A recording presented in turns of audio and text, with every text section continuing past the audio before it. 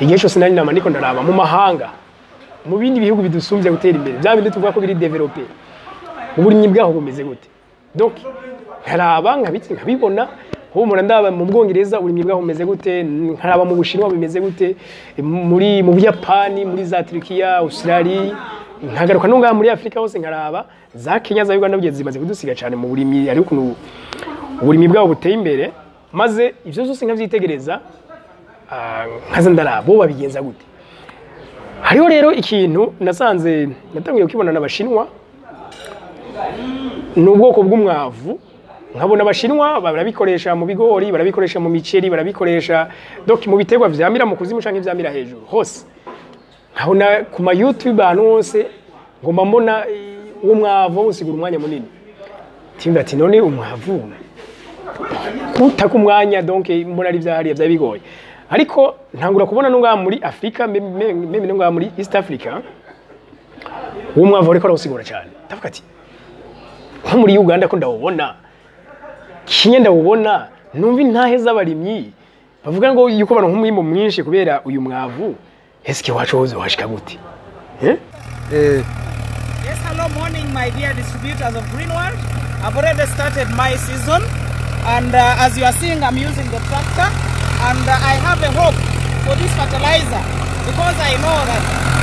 with the nutrient organic fertilizer my yield will be very much and as you are seeing I've already started the season of this season which we are starting of April. Thank you very much.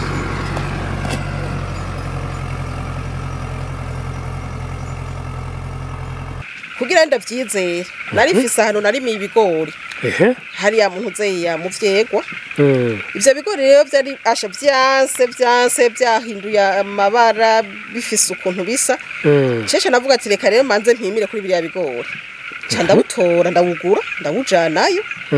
ibigori mbona bitangiye guhindura ibara kumwe vyari bisimenga bigarukana icatsi kibisi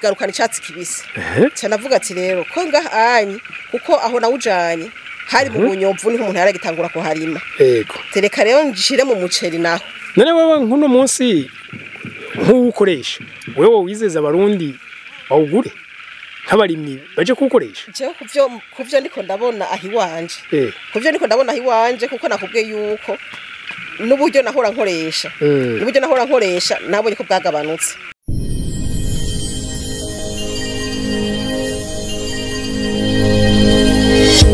turi mu kibanza ciza ikibanza gikorerwamo ibikorwa mwese mukeneye ni NSDP Express. NSDP Express ni societe canke ni entreprise ifasha abantu gusuma haba mu mahanga haba no ngaha. Iciza cyabo rero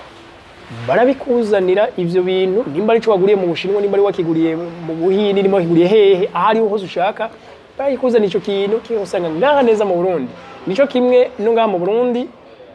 ivyo zose barabibakorera. Ikindi barafise application yitwa NSDP Express icuye muri Play Store wayironka bagaheza uciye muri iyo application ugahura n'abaguzi canke n'abagurisha no kuvuga NSDP Express ihuza abaguzi n'abagurisha abadandaza n'abaguzi. Rero NSDP ikorera mu gisagara ca Bujumbura imbere neza na neza ya radio Isanganiro munsi ya building ABC muri mu kibanza gisanzwe gikoreramo Hotel de l'Amitié. Tubaramutse tubipfuriza amahoro y'Imana n'abantu amagara meza n'amafaranga. Ni wa muhungu w'Abarundi n'Abarundikazi Omdi Changement nije ngarutse ngo tuyage cyane cyane muri cyayiganiro ibanga ry'abatunzi kandi barako dusigaye dufite imipira nk'akandi kabige twababwira nuko umuntu tuzohora tugendera wese tuzomusigirana umupira w'ibanga ry'abatunzi. Okay. Ego rero ico nje ngo tuyage kubasanzwe mudukurikirana kuri GACIRO MEDIA murazi ko dukunze kuvuga cyane cyane uburimyi n'ubworozi uretse ko tuvuga muri rusange l'entrepreneuriat. Rero umwaka weze wa 2023 ni umwaka no shimira cyane abadukurikirana kuri zino mbuga haba Facebook cyane cyane na YouTube baraduteye intege mwakunze ibyo tubakorera benshi muratwandika twaronka ubutumwa bwanyu mudu felicite niki bo umwaka rero wa 2023 twarazungurutse igihugu cyose intara zose z'u Burundi cyane cyane mu gisata cy'uburimyi twaraganiriye n'abarimyi benshi twabaze baduti kubera ko dukunze kugendera niba abantu twakwita ko aba expert gusumba abandi donc ibanga bakoresha nirihe rituma bo baronka umwimbu mu gihe hari abandi bari iminsi yose ariko kandi bama bashonje. Okay, byinshi bagenda batubwira nivyo twagiye turegeranya arivyo rero tugiye kuyaga mbere no muri kino kiyago. Donc icambere abaronka umwimbu twasanze benshi baba bafise ubumenyi mu bijanye no kurima bakagira n'umutahe. Mu bijanye rero n'ubumenyi muzangwe ari ukuntu isi yagira tituka basanga irimo mu rurazi bijya twokwita ngo ni pH. Mu rurazi benshi bakuzamwo ishwagara ariko urumva ivyo ni vya bindi vy'imitahe minini hari umunyagihugu mutoyi adashoboye kubironka. Rero ibindi navyo kenshi bigaruka ku bibazo vy'imitahe ariko reka mvugire kuri kino kintu kubera ko je namashikiriza n'ubundi ivyo biganiro by'uburimyi igihe cyose nari nama ndiko ndaraba mu mahanga mu bindi bihugu bidusumbye gutera imbere bya bindi tuvuga ko biri developer uburimyi bwaho bumeze gute. Donc nkaraba nkabibona humura ndaba mu Bwongereza uburimyi bwaho bumeze gute, nkaraba mu Bushinwa bimeze gute, mu Buyapani, muri za Turkiya, Australia, nkagaruka no ngaha muri Afrika hose nkaraba za Kenya za Uganda bugeze zimaze kudusiga cyane mu burimyi ari ukuntu uburimyi bwaho buteye imbere maze ivyo zose nkavyitegereza nkaza ndaraba bo babigenza gute. Hariho rero ikintu nasanze natangiye kukibona n'abashinwa n'ubwoko bw'umwavu nkabona abashinwa barabikoresha mu bigori barabikoresha mu miceri barabikoresha donc mu biterwa vyamira mu kuzimu canke vyamira hejuru hose nkabona ku ma YouTube ahantu hose ngomba mbona umwavu usigura umwanya munini timba ati none umwavu kutaka umwanya donc mbona ari vyahariya vya bigoye ariko ntangura kubona nunga muri Afrika meme nunga muri East Africa umwavu ariko arawusigura cyane ndavuga ati nko muri Uganda ko ndawubona Kenya ndawubona numva intahe z'abarimyi bavuga ngo yuko baronka umwimbu mwinshi kubera uyu mwavu eske wacu hoze washika gute ivyo ndavyibaza ariko sinobabesha rafa pasi natangaye iyo societe kuko uwo mwavu tubabwira usanzwe uhingurwa n'uruganda rw'abashinwa uhingurwa n'uruganda rw'abashinwa bakaba wita uranonga rero usanga handitse igishinwa mugabo n'ahanditse igifaransa donc witwa nutrient organic plus fertilizer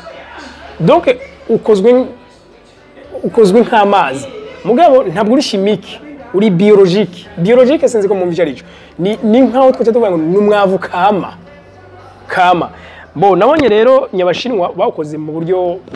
butandukanye ona hariho nkiri ni litiro akanakongera ngo ni karimo irimo mililitre akanako karimo 100 mililitre ni kuvuga ko kagabane nirigabanije inshuro 10 baje batoraga. Donc rero ndibaza nti mu Burundi bizobashika gute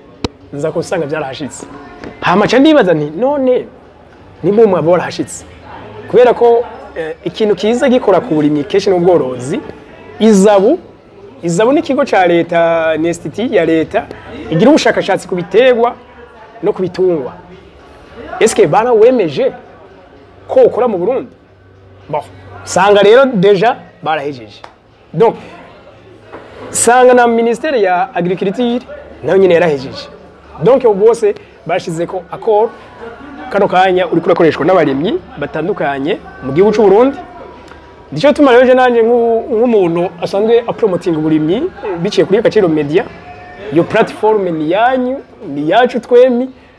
donc nivireti rero ifoko nza gusigura uyu mwavu ndawereka abantu ofete ubushize twaragize ikiganiro c'intahe y'umurimyi baramubonye kubadukurikira umudamu ariko aradusigurira uburyo yahora akoresha amafaranga menshi ariko akoresha indi myavu ati mugabo ntavuye nza kwizeri iyi ndayikoresha mugabo nimba mwarabikurikiye namwe baje ati byagenze gute ngo yizere ku nshuro ya mbere utari bwawubone ati cyatumye ndawizera nuko nari mfite ibigori byahishiye amababi bisigaye byose umengo biri jaune kandi ukamengo biriko biruma ati rero nyuma yo kumva navuze ati bicaho biciye reka ndawugure nshiremo turabe donc yarashoboye kuwugura azabona ibigori byo birasuye guhemuka biragarukanye ibara rya vert ry'icatsi kibisi none hari umwimbu ntarasubira ngo kuyireka rero nawe yampamagaye marabonye ikiganiro yarashinze intahe rero nanje inyuma yo kuwiga ko nkanamenya kwanza ivyunyunyu biwurimwo murabizi igesi yacu ikenewe n'ivyunyunyu bitandukanye kugira ngo umwimbu uboneke hariho nk'ubonye mu vyunyunyu mbona biwugize bavuga ni les éléments nutritifs isi ikeneye okay hariho azote murabizi nige ituma nk'amababi atotahara donc hariho za phosphore hariho potassium hariho calcium hariho magnesium hariho zinc hariho manganese hakabaho nitwa copper kugira umuntu agira ubuzima bwuzuye arasabwa gufungura ibintu niburi donc imigwi 3 y'ifungurwa hariho ntanga nguvu ndema mubiri ndasanganyangabura ibi rero iyo umuntu abifunguye agira ubuzima bwiza noneho giterwa aho bimeze gute ega n'igiterwa naco n'ikinyabuzima naco giterwa kirakenera ivyunyunyu vyinshi cyane ari ivyo vyunyunyu tuze gusanga muri uno mwavu kandi ukaba n'umuti urumva izo zose kimwe no babwira nuko ibi vyunyunyu iyo bikoranye hariho isi nyinshi ziba zifite umururazi bituma rero wa mururazi uvamwo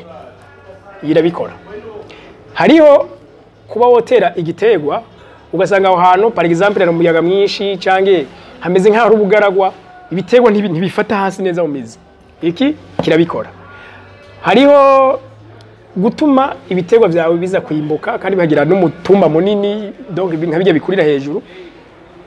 iki kirabikora nimba rero uyu mwavu ko usanzwe ubikora abarimyi bariko barawukoresha bakaba bari bawikugura iciza ntabwo bivugwa n'abadandaza bivugwa n'abawukoresheje jewe nje kubabwira ndababwiye kubera ko nawe umenye nyuma yo kutangura kubona mu mahanga tutazi nguzoshika mu Burundi gute ure warashitse hama uyu mwavu ni Nutrient Organic Plus ntabwo ari umwavu conyene ushobora no kuba n'umuti kubera ko iyo hageze kupompa uyu nyene uravyitunganiriza hama mu fertiliza canke mu gufumbira isi donc bikora gatatu hariho kubikora mu ntango kiriya gihe citera hariho no kubikora